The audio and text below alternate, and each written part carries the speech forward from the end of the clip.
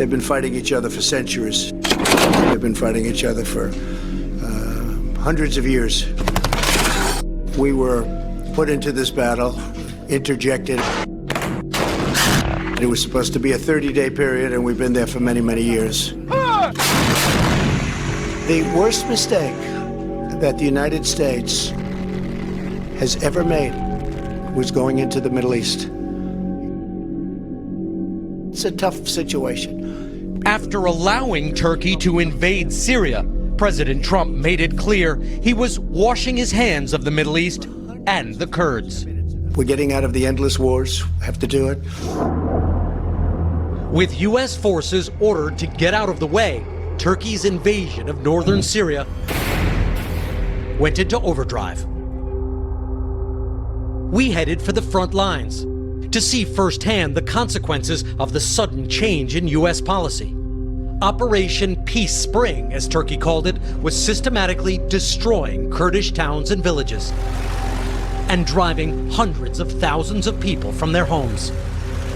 We came across a makeshift medical staging area. The wounded were just being treated by the side of the road.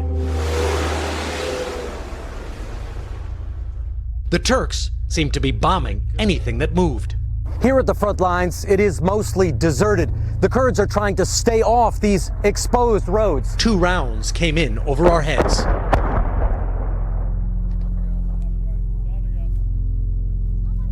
Behind you, behind you, behind you. As we pulled back, we saw what the rounds had done. A single vehicle was in flames, the driver dead. We didn't see any weapons or fighters inside. All around us, Kurds were fleeing what they said was indiscriminate shelling. This family had loaded up everything they had in the back of a pickup truck. They had 1,000 Syrian lira, the equivalent of $2, in their pockets, and no plan. She said they don't know where they're going. They just are leaving the war zone. They said any place is better than there. The Kurds have no protection. And already hundreds have died, several 100,000 have been displaced. David Phillips is a veteran American diplomat and the author of The Great Betrayal, How America Abandoned the Kurds. Syrian Kurds love the United States. They love America, not only because we protected them, but because of what we represent. We ostensibly stand for human rights and democracy, and this is what they aspire to as well. Syrian Kurds now feel betrayed, embittered. They've been abandoned.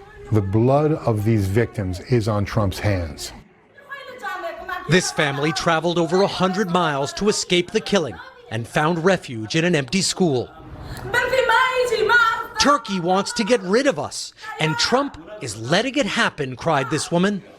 The children were exhausted by their exodus as the new reality set in. President Erdogan, this family told me, was achieving his goal of pushing the Kurds of northern Syria far away from the Turkish border. Trump's phone call had triggered a humanitarian crisis. Thousands of Kurds fled to camps across the border in Iraq. Around 200,000 Kurds were now seeking shelter wherever they could find it.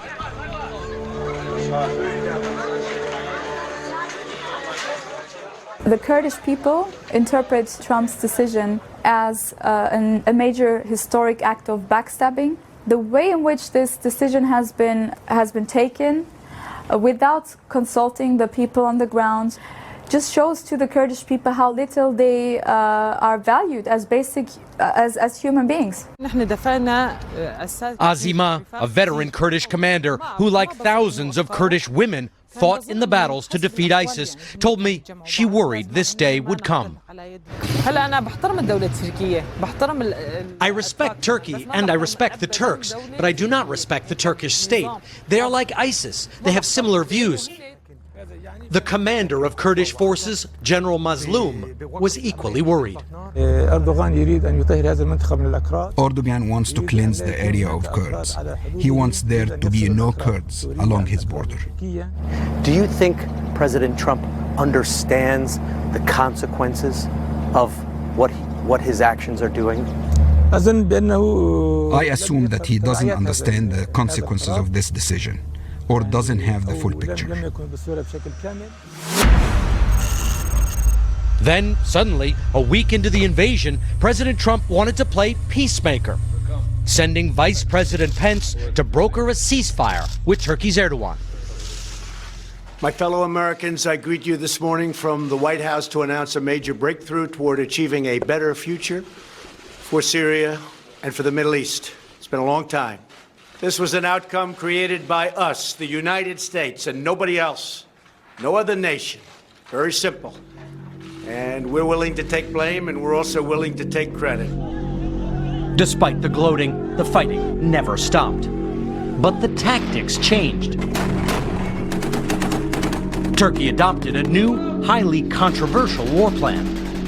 It unleashed thousands of militiamen into northern Syria. Many of them were hardcore Islamic radicals, there to do Turkey's bidding. So they're using as their infantry force this very unruly mix of Syrian fighters who are responsible for all sorts of atrocities and war crimes. U.S. officials said the militias included former ISIS and Al-Qaeda members, and they acted like it. The fighters were proud of what they were doing and posted videos showing themselves pointing a single finger in the air, a symbol often used by ISIS, and chanting Baqiya, an ISIS rallying cry, meaning the caliphate lives on. The militias carried out summary executions. Pervin Halaf, a prominent Kurdish politician, was targeted, stabbed, beaten, shot in the head and back, and left dead on the roadside. She was 34 years old. Back in the United States, President Trump was painting a different picture of what was happening. This is a situation where everybody is happy, and I'm happy because there's no fighting. We can bring certainly most of our people back home for the first time in many years. But just days later, a group of militiamen captured a 26-year-old Kurdish fighter from Kobani. They laughed and jeered at her. How's Rojava, they asked, and called her a pig and threatened to slit her throat. Are the Kurdish people happy now, as President Trump says? The Kurdish people are not happy. The things that have happened so far are in Turkey's interest and against the Kurdish people. Is there ethnic cleansing now? Has it begun? It has started and it has reached dangerous levels. If it continues, the ethnic cleansing will be complete. We always speak as if it is the fate of the Kurdish people to live like this, as if this current war of the Turkish army was inevitable. Genocide is not inevitable. We live in a world in which we can actively do things to prevent these kinds of atrocities from happening. Ethnic cleansing, deliberately displacing an entire population, is a crime against humanity. And the Kurds said it was happening to them, with permission from the President of the United States. People directly hold President Trump and the United States administration accountable and responsible for the atrocities that are now being committed against the civilians. President Trump says that the ceasefire agreement he reached with Turkey is a win for civilization, that it saved millions of lives, and that the Kurds here in northern Syria are happy with it. The Kurds here are not happy with it. In fact, they fear it is the end of their homeland. They say they are already facing a campaign of ethnic cleansing, and they say this is just the beginning. It may sound very complicated. There are a lot of different factions and players and countries involved with the Syrian regime and Russia and Erdogan of Turkey, but it is actually quite simple. There are about 2 million Kurds who live here in northern Syria, and they have formed a relationship over the last 5 years with the U.S. military. It was a relationship formed out of necessity. The United States was looking for a partner to fight against ISIS. If you remember a few years ago, ISIS was terrorizing the Middle East. It was exporting terrorism around the world, and its heartland, the heart of the so-called caliphate, was right here. The United States didn't have a partner, didn't have anyone to fight with, and it found the Kurds, and it found them to be brave. They were willing to risk their lives. They lost 11,000 of their men and women fighting alongside the most elite U.S. troops in the entire military to fight against ISIS.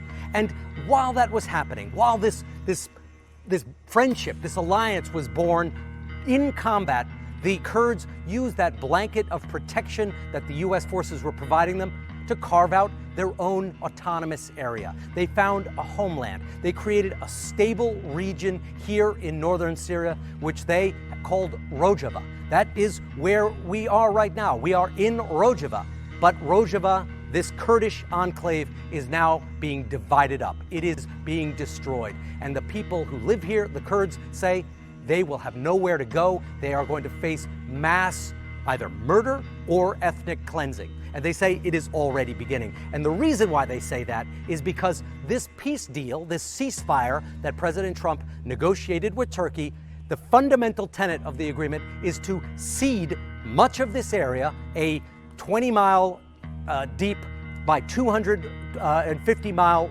wide strip. That area, which is being called the safe zone, goes to Turkey.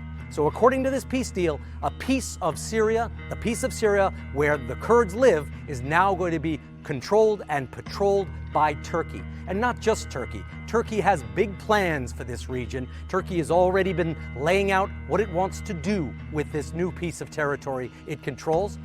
Turkey's President Erdogan wants to settle between 1 and 3 million, although sometimes he says 1 and 2 million, his numbers keep changing, 1 and 2 or 3 million non-Kurdish Syrian Arab refugees here. So that means if you're living here and you're a Kurd, you are looking across the border at Turkey. You are seeing millions of non-Kurdish refugees who are heading this way, and the Kurds say, very soon, these gates will open and there will be millions of non-Kurdish Arab Syrian refugees coming in here, not just to pass through, but to settle for good.